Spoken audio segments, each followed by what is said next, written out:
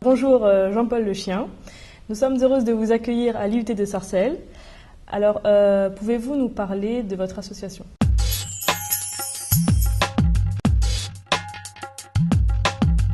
Donc cette association s'appelle l'Institut de prévention des accidents domestiques, IPAD en abrégé, donc un nom bien connu aujourd'hui, et qui a pour vocation de changer le comportement des gens à la maison, dans un appartement, dans un pavillon ou dans un jardin.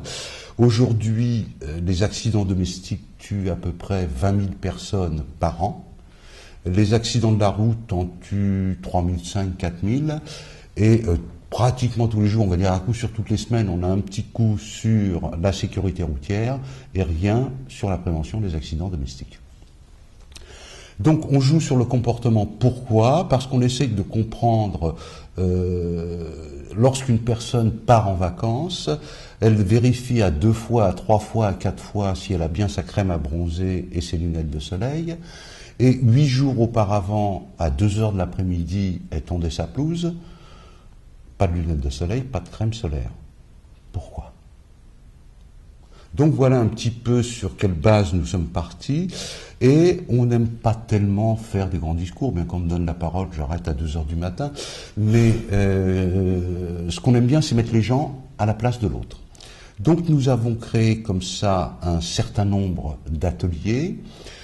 Entre autres la maison géante, c'est un mobilier surdimensionné où on a l'impression d'avoir 2 ans. Et on a un fer à repasser qui fait 50 cm mais qui pèse 10 kg. C'est-à-dire qu'on est vraiment dans la peau d'un enfant de 2 ans. On essaye de s'asseoir sur un WC qui est haut comme ça, etc. Donc ce qui permet aux parents, aux grands-parents, aux babysitters, aux assistantes maternelles, etc., réellement d'être dans le quotidien de l'enfant et de savoir quelles sont les choses qui peuvent paraître dangereuses et qui ne le sont absolument pas, et en sens inverse, les choses qui sont dangereuses et qui peuvent paraître totalement anodines. Alors, on va essayer de parler plus précisément des enfants. Oui. Alors, est-ce que vous pouvez nous rappeler des chiffres par rapport au nombre de décès ?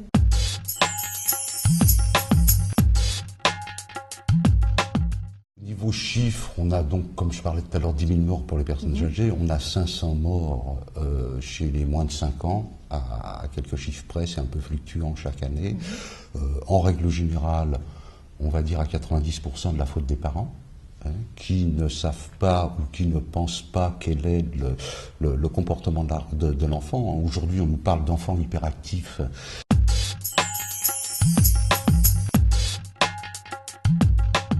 Qu'on soigne par médicaments, ce qui est un peu catastrophique. On leur fait faire 2 heures de judo tous les jours et je peux vous dire qu'ils dorment le soir, nickel. Vous avez des enfants où faut qu'ils se dépensent, faut qu'ils se dépensent, faut qu'ils se dépensent. Et malheureusement, aujourd'hui, on a beaucoup de télé, on a beaucoup de jeux vidéo, on a beaucoup de choses comme ça. Pour 2 kilomètres, on emmène les enfants à l'école en voiture. Donc tout ça, c'est des calories qui sont pas bouffées et qui se transposent dans l'hyperactivité. Donc au niveau des enfants, le plus catastrophique sont en fin de compte les défenestrations, puisqu'on est sur Sarcelles, donc on peut en parler.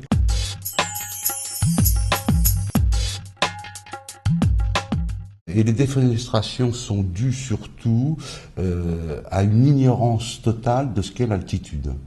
C'est-à-dire que nous avons énormément de personnes émigrées venant de pays où ils habitent dans des habitations où il n'y a pas de porte, il n'y a pas de fenêtre, et tout est de plein pied, tout est au rez-de-chaussée.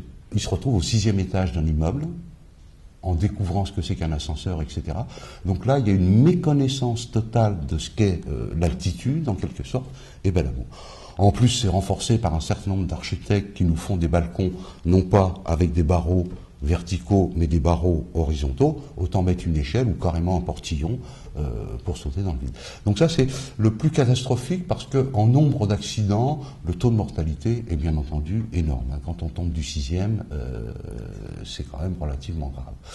Après, on a tout ce qui peut être chute.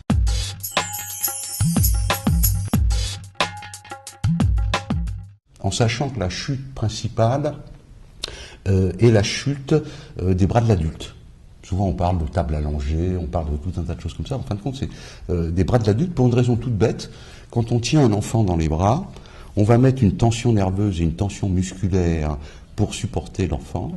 Et à partir du moment où on fait autre chose avec l'autre main, ce bras-là se relâche.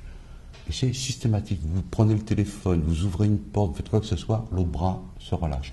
Et il suffit que l'enfant ait un mouvement un peu brusque à ce moment-là, boum, comme il a la tête plus grosse que le reste du corps, c'est la tête qui touche le sol en premier. Selon vous, quelles sont les pièces les plus dangereuses dans une maison?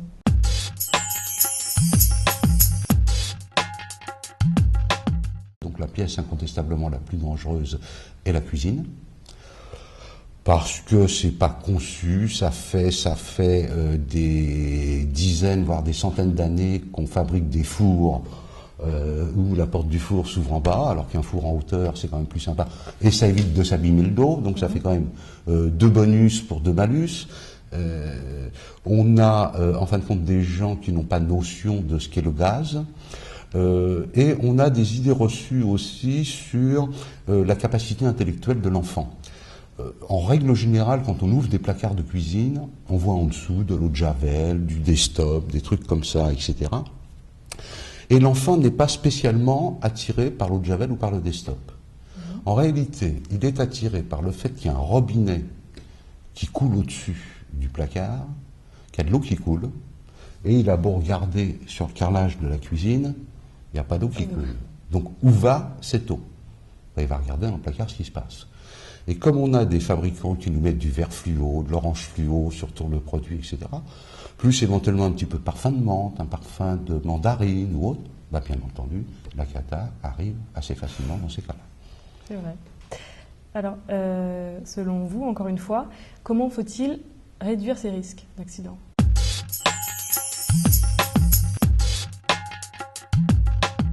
Définir un cadre à l'enfant, et la limite du cadre étant le non. Non. Oui, ah, voilà. Bon. Et au jour d'aujourd'hui, quel que soit le niveau social dans lequel on s'adresse, que ce soit au fin fond de Garges-les-Gonesse ou au fin fond du 16e arrondissement, le non, chez beaucoup de parents, est quelque chose d'inconnu. Si je dis non à mon enfant, il va pleurer. J'ai pas envie qu'il pleure, donc je lui dis pas non. Et il va taper des pieds, etc. Imaginez qu'on se retrouve ce soir au restaurant et que je m'allonge par terre en tapant des pieds parce que mon beefsteak est trop cuit. Ça va faire un peu ridicule. Au niveau d'un enfant, c'est quelque chose de normal. Le non, c'est en fin de compte la limite à ne pas franchir et qui va permettre en fin de compte d'éduquer l'enfant dans un certain cadre. On a un horizon fermé, et cet horizon étant bloqué par le non, qui permet d'élever l'enfant, sachant qu'il a telle limite à ne pas franchir. Donc si on arrivait déjà à ça, ce serait déjà un petit peu mieux. Après, c'est l'enfant, systématiquement, jusqu'à l'âge de 6-7 ans, bon, il y a même 8 ans quelquefois, son jeu, c'est d'imiter l'adulte. C'est pour ça qu'il joue au papa et à la maman, on va pas le faire aujourd'hui. C'est pour ça qu'il joue à la marchande, c'est pour ça qu'il joue au médecin, c'est-à-dire qu'il joue avec l'ensemble de l'environnement qu'ils ont. Et donc il ne faut pas nuire à ce jeu-là, mais leur faire jouer sur des jeux non dangereux. C'est-à-dire que si un enfant veut vous aider à vider le panier de course, ben vous prenez 2 paniers de course. Un panier où il y a les produits entre guillemets à risque, un produit où il y a les pamplemousses, les citrons, les oranges, etc. Et c'est lui qui va débarrasser.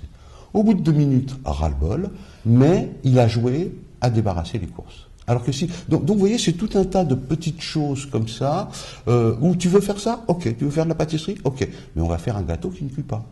On va faire un gâteau au yaourt. Hein. Mais pour lui, il a fait un gâteau. C'est pas le fait du four, de ci, de ça. Il a fait un gâteau. C'est des choses très importantes. Il faut savoir zapper des étapes. Alors merci. Une dernière question. Avez-vous un message ou un conseil à adresser aux parents?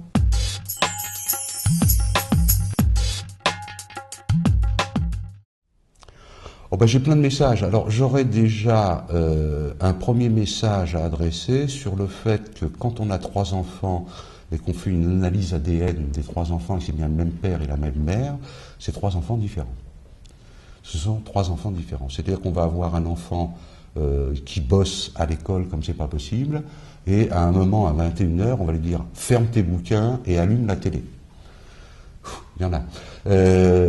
Et on va avoir le deuxième, 15 mois, 20 mois d'intervalle. Lui, c'est l'inverse. Ouvre tes bouquins et ferme la télé. Et pourtant, c'est le même père, la même mère, la même éducation, ils ont vécu dans le même milieu, etc.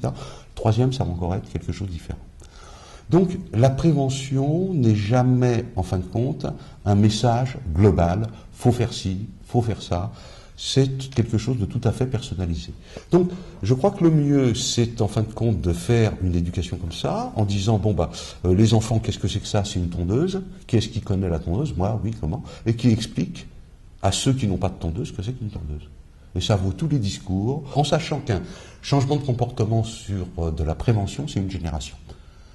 Donc même si on dit demain, pour les tables à manger ou choses comme ça, il faudra attendre 20-25 ans pour que le message passe.